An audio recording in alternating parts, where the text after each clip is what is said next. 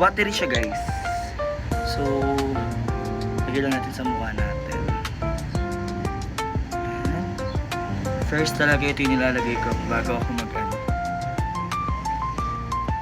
maglagay ng foundation.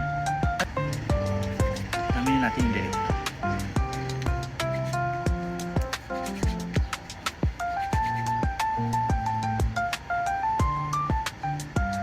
Lagay yung mata ko.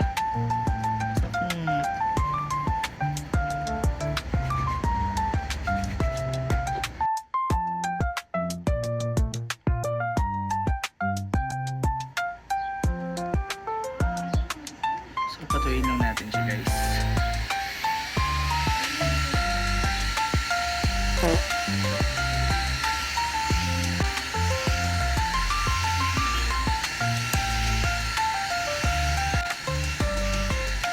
So guys, share ko lang po. May bilin lang po yung ingay. May bilin lang po yung aking ginagamit. So parang ano lang po siya. Budget lang siya. Ano lang siya sa Watsons, parang mga nasa 500 plus ganun. So lagay lang ako dito guys, wala kasi akong ano. So sobrang konti lang. Ayan.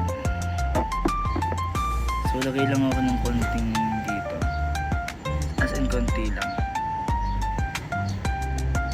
So first aid lang. Ang dami nang nalagay ko.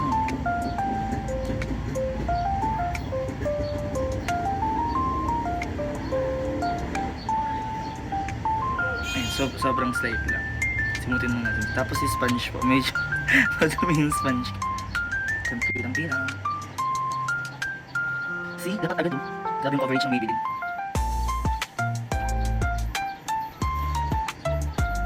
Imagine mo.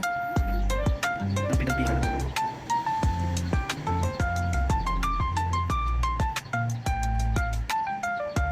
Ang ganda pala.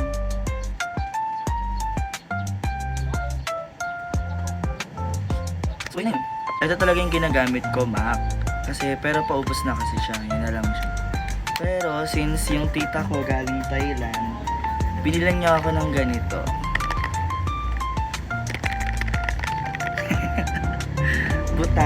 Butay ba? Butay. Correct me if I'm